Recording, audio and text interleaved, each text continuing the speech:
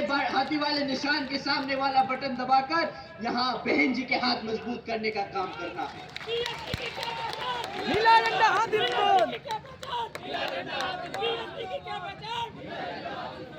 साथियों, जैसा कि आप सब जानते हैं, हमारी पार्टी ने यहाँ पर अलग अलग क्षेत्रों में हमारे कैंडिडेट्स उतारे हैं, जैसे कि हमारे सारे कैंडिडेट्स आपके सामने खड़े।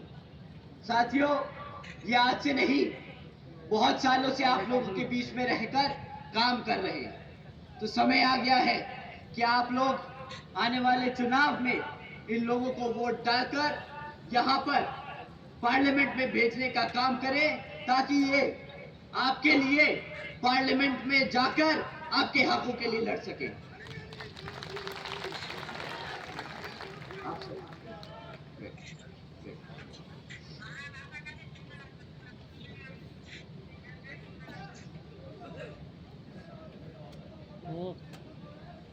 भाषण खत्म नहीं हुआ साथियों,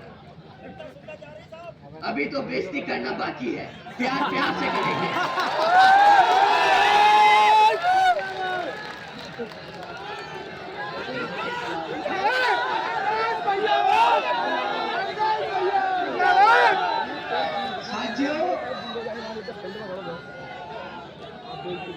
ये लोग अपने आप को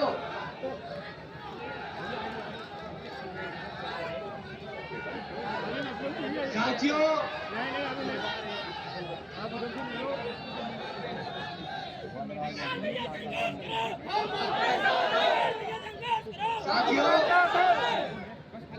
ये लोग अपने आप को बहुत समझदार समझते हैं।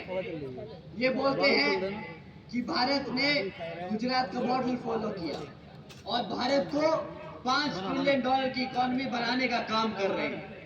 इन समझदारों से कोई सवाल करे और इनको एक फैक्ट दे कि भाई, जब 2014 में आपने केंद्र की सरकार में अपनी सत्ता ली थी, तब भारत की सरकार पर 58,60,000 करोड़ का कर्जा था। एक समझदार आदमी भी ये जानता है कि अगर उस पे कर्जा बढ़ता जाएगा तो वो फाइनेंशियली कमजोर होता जाएगा, वो कोई तरक्की नहीं कर रहा, वो कर्जे के पैसे पर जी रहा है, वो समय खरीद रहा है कि उसे कभी ना कभी तो वो पैसा चुकाना होगा। जब इन्होंने 2014 में भारत सरकार में ये लोग वोट लेके पहुंचे थे, तो भारत सरकार पर 58,60,000 करोड़ का कर्जा था। आज 10 साल बाद 2014 में यही कर्जा बढ़कर 152 लाख करोड़ हो चुका है। साथियों, क्या यही है समझदारी का काम? कोई समझदार आदमी क्या इतना कर्जा लेता है? क्या कोई कर्जे से आज तक अपने देश को बड़ा बना पाया है क्या? आप ही बताइए साथियों। इन्होंने तो अगले 10 सालों बाद अपना पल्ला झाड़ लेना है। ये तो मंच पर आकर फिर खड़े होकर बोल पड़ेंगे, अरे हम तो फकीर आदमी हैं, झोला उठाकर चल पड़ेंगे। और 152 लाख करोड़ का कर्जा हमारे लोगों पर छोड़ेंगे। इन लोगों की पुरानी फितरत है साथियों, दूसरों का काम दूसरों पे चिपकाने का। ये लोग मार्केटिंग का काम बहुत बखूबी अच्छे से जानते हैं। ये लोग पिछले 10 साल में से अपनी मार्केटिंग करते आए हैं। हर दूसरे दिन एक नई योजना निकालेंगे, कभी ये योजना कभी वो योजना। जब योजनाओं के आइडिया खत्म हो जाएंगे तो योजना 2.0, योजना 3.0, योजना 4.0, इनकी योजनाएं नहीं खत्म होगी साथियों। पर हकीकत में उन योजनाओं का जमीनी स्तर पे कोई फायदा नहीं। वो योजना के लिए अगर 100 रुपए लगाने को रखते हैं बजट में, तो उन 100 रुपए में से 10 रुपए जमीन पर आते हैं, 90 रुपए ये अपनी मार्केटिंग एजेंसीज को देते हैं ताकि गांव-गांव तक इनका वो मैसेज जाए। अरे गांव तक मैसेज पहुंचाना नहीं, वो योजना का काम कराना होता है, ताकि आपका गरीब आदमी आपके लगा मेहनत कमाए हुए पैसे से उसका फायदा हो सके। ये मॉडर्न इंडिया की मॉडर्न मार्केटिंग एजेंसी है साथियों। ये इलेक्शन जीतने आपके भले के लिए नहीं लड़ते, ये इलेक्शन अपने आप को सत्ता में रखने के लिए लड़ते हैं। ये इलेक्शन आपको सत्ता से दूर रखने के लिए करते हैं। ये इलेक्शन आपको कमजोर रखने के लिए करते हैं। ये इलेक्शन हमारे संविधान को बदलने की कोशिश के लिए लड़ते हैं। साथियों, इनसे बड़ा देशद्रोही कोई नहीं। साथियों, अगर ये भाजपा का हाल है तो यहां उत्तर प्रदेश में एक लाल टोपी वाले भी हैं।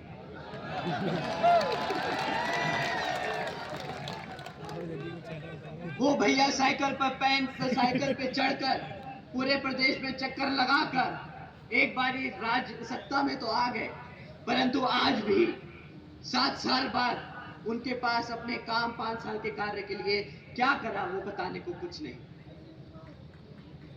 आप लोगों को उन्होंने खूब उल्लू बनाया, टोपी पहन गए और आपको भी टोपी पहना गए, परंतु इस बारी साथियों अब आप लोग इनके झांसे में मत आइएगा। ये लोग मीठी मीठी बातें बहुत करेंगे, परंतु आपको इनसे काम पूछना है कि इन्होंने करा क्या। पिछले विधानसभा आम चुनाव में हमारे मुसलमान के भाइयों ने इनको एक तरफा वोट डाला, पर आज उसी समाज के अत्याचारों के खिलाफ इनके मुंह से एक शब्द नहीं निकलता। क्या बताओ, सच है कि नहीं साथियों? साथियों, जो इनके लिए वोट डालता है उनके लिए तो ये लड़ नहीं सकते, परंतु संसद में रिजर्वेशन इन प्रमोशन के खिलाफ इन लोग चढ़कर खाली हाथ ही नहीं मुंह भी बहुत तेज तेज चलाते हैं और बिल फाड़ने का काम करते हैं। इनको वोट डालना मतलब हमारे समाज के खिलाफ वोट डालना हो जाएगा। इस बारी आप ना अपने आप से किसी साथी को इनके फेवर में वोट डालने की कोशिश ना करने दे साथियों। साथियों, इसके साथ साथ यहाँ कांग्रेस भी आपके बीच में आएगी। वो भी भैया एक देश के कोने से दूसरे कोने से चलने का काम कर रहे हैं। बोल रहे हैं कि हम भारत जोड़ेंगे। पिछले 60-70 सालों में तो उनसे भारत बना नहीं, पता नहीं अब कौन सा फेविकॉल लेके घूम रहे हैं कि भारत बनेगा। आजकल बोल रहे हैं कि भारत की जनता को हमारे SC ST भाइयों को रिजर्वेशन देने का काम करेंगे। उन समझदार आदमी को बताए कोई कि हमारे मान्यवर साहब, हमारी बहन जी ने पिछले 20 सालों से कड़ी मेहनत कर हमारे भाइयों को रिजर्वेशन दिलाने का अपने आप काम कर लिया है। उनकी कोई जरूरत नहीं है हमें। वो अपने 60 साल शायद भूल गए हैं, तो उन्हें अगली बारी आप मिले तो जरूर बताइएगा, भाई साहब आपकी अब कोई जरूरत नहीं, आपको जो भारत की जनता ने मौका देना था दे दिया, अब आप अपने घर बैठे। हमारे बहुजन के लोग, हमारी बहन जी अभी जिंदा है और हमारे लिए लड़ती आई है और लड़ती आएंगी।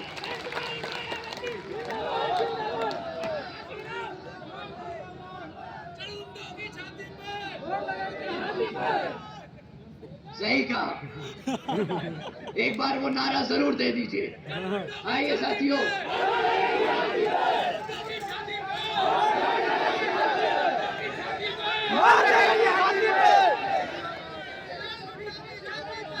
समाज पार्टी जिंदाबाद, चरगुंडों की छाती पर, चरगुंडों की छाती पर, चरगुंडों की छाती पर, चरगुंडों की छाती पर, अमेरिका सैनिक जिंदाबाद, अमेरिका सैनिक जिंदाबाद।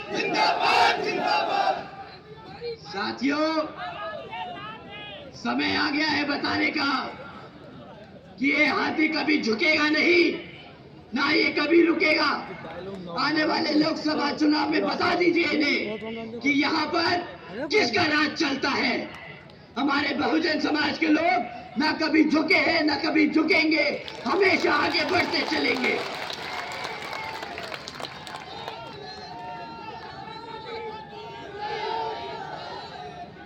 साथियों, मैंने आप सबका बहुत समय लिया, इन सब के बारे में बहुत बात कर ली, परंतु अब आपको बहन जी के कामों के बारे में बात करते हैं, उनके कामों के बारे में बताते हैं, ताकि आप समाज में जाएं तो उनके कामों के बारे में बताएं। साथियों, नहीं किया। उन्होंने हमेशा से अपने सभी समर्थकों से, अपने सभी कार्यकर्ताओं से बोला कि आप जनता के बीच में जाएं तो अपना काम लेके जाएं। क्या आपने करा क्या है अपने 5 साल के शासनकाल में? साथियों, उन्हीं में से कुछ मैं आपके सामने रखता हूं। साथियों, बहन जी के गवर्नेंस मॉडल के तहत यहाँ बसपा की सरकार ने महामाया गरीब बालिका आशीर्वाद योजना के तहत चलकर बहन जी ने 3,25,000 बच्चियों को 1-1 लाख रुपए देने का काम किया है। साथियों, देश में पहली बार ऐसा हुआ कि घर में लड़की पैदा होते ही एक लखपति बन गए, चाहे वो किसी भी जाति, किसी भी समाज, किसी भी आर्थिक स्थिति से गुजर रही है। गरीब की बेटी लखपति बनी है। हमारी बहन जी ने फ्री में कभी 2-2.5 हजार रुपए का राशन नहीं दिया, उन्होंने सीधा अपनी बच्चियों को लखपति बनाने का काम किया। साथियों, बहन जी के गवर्नेंस मॉडल के तहत बसपा की सरकार में सावित्रीबाई फुले बालिका शिक्षा योजना भी चलाई गई। इस योजना के तहत 7 लाख बच्चियों को फ्री में 12वीं तक की शिक्षा प्राप्त करने हेतु बहन जी ने 600 करोड़ रुपए की लागत लगाई। साथियों, बहन जी ने 2 लाख करोड़ रुपए फ्री में राशन बांटने का काम नहीं किया, उन्होंने बाबा साहब की बात को जमीन पे उतार के करके दिखाया। बाबा साहब कहते थे कि शिक्षा वो शेरनी का दूध है, अगर कोई पी ले तो हमेशा दहाड़ती रहेगी। बहन जी ने अपने शासनकाल में हर एक बच्ची को शेरनी बनाने का काम किया है। तो आपने समाज ने बहन जी को शेरनी बनाया तो उन्होंने पलटकर हर एक बच्ची को शेरनी बनाने का काम किया।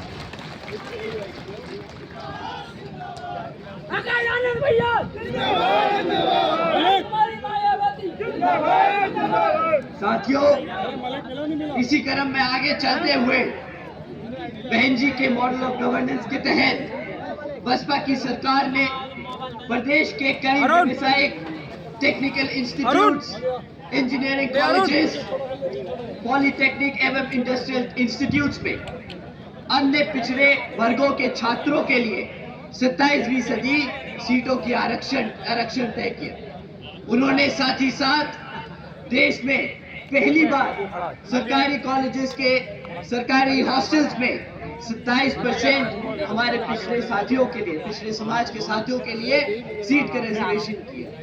साथियों, उन्होंने खाली कॉलेजेस और इंस्टीट्यूट्स नहीं बनाए, उन्होंने हमारे समाज को उसमें पढ़ने लिखने के लिए भी मदद की। वो चाहती थी कि हर समाज का बच्चा पढ़ लिख कर आगे बढ़े। उन्होंने खाली स्कूल बनाकर उसमें टीचर्स भरने का काम नहीं किया। उन्होंने कभी भी और सरकारों की तरह खाली स्कूल नहीं बनाए, उन्होंने उसमें शिक्षक भी भरे ताकि बच्चे पढ़ सकें। साथियों, बहन जी के गवर्नेंस मॉडल के तहत बसपा की सरकार ने प्रदेश ने अपने शासनकाल में 12,500 करोड़ की लागत से हमारे SC, ST व OBC साथ आदिवासी समाज के परिवारों को 3,50,000 से ज्यादा परिवारों को अपना खुद का घर देने का काम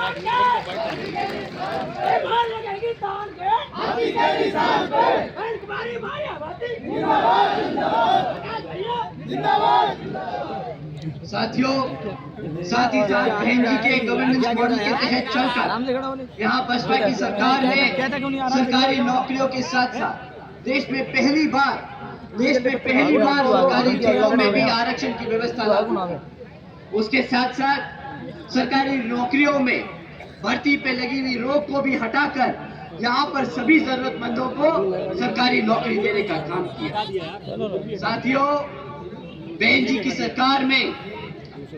की सरकार में कृषि एवं संबंधित कार्यों में मिनिमम वेजेस को 55 रुपए से बढ़ाकर 100 रुपए प्रतिदिन करने का काम किया और अन्य पिछड़े वर्गों के लोगों की क्रीमी लेयर की वार्षिक आय 3 लाख रुपए से बढ़ाकर 5 लाख रुपए करने का काम। साथ ही साथ बहन जी ने गन्ना खरीदे के दाम दुगने कर दिए। साथियों, बहन जी ने कभी भी ये नहीं बोला कि वो MSP लागू करेंगे। उन्होंने कभी भी नहीं बोला कि हम ये वादा करते हैं, हम वो वादा करते हैं। उन्होंने हमेशा जमीन पर उतरकर अपने समाज के लिए काम करके दिखाया। साथियों, इसके साथ साथ बहन जी ने अपने शासनकाल में 90,000 से ज्यादा अधिक शिक्षकों को सरकारी नौकरी दी। स्कूल बनाए तो वहाँ पे टीचर्स की भी भर्ती करें ताकि हमारे समाज बढ़ सके। 1 लाख से अधिक सफाई कर्मचारियों को नौकरी देने का काम किया। 2 लाख से अधिक नौजवानों को पुलिस फोर्स में भर्ती किया और 6 लाख से अधिक हमारे अपर कास्ट समाज के गरीब भाइयों को भी विभिन्न विभागों में सरकारी नौकरी देने का काम किया। साथियों, बहन जी के गवर्नेंस मॉडल के तहत चलकर कि हमारी सरकार देश के हर एक समाज के लोगों को अपने पैरों पर खड़ा कर उसको स्वाभिमान से जीने का अधिकार दिलाने का काम करेगी। तो साथियों, इन्हीं जरूरी बातों के साथ ही अब मैं आप सभी लोगों से मेरे साथ साथ खासकर आदरणीय बहन कुमारी मायावती जी की भी यही विशेष अपील है कि इस समय देश में हो रहे लोकसभा आम चुनाव में आप सभी लोग हर मोर्चे पर सावधान रहें। आपका वोट बहुत कीमती है साथियों। आपके वोट को कोई खरीद ना सके, आपके वोट को कोई लूट ना सके, आपके वोट को कोई खराब होने ना दे।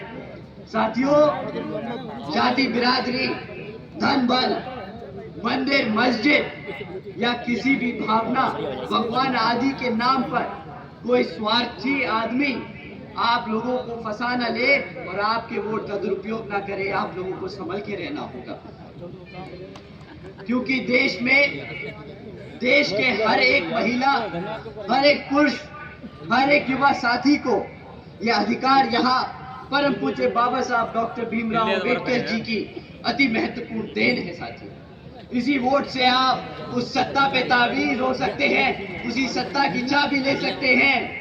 तो साथियों, मैं आप सबसे यही खास अपील करता हूँ कि साथियों, ये समय आ गया कि आप सब आपस में गलतफहमियों को दूर करें, आपस के झगड़े को छोड़ दें, एक तरफ करें और आने वाले इस लोकसभा आम चुनाव में यहाँ जिन ही क्षेत्रों में बीएसपी के लोकसभा के उम्मीदवार चुनाव लड़ रहे हैं तो उन्हें आप लोग वोटिंग मशीन के पर बीएसपी के हाथी के चुनाव चिन्ह को सामने वाला बटन दबाकर यहाँ बहन जी के हाथों को मजबूत करने का काम करें।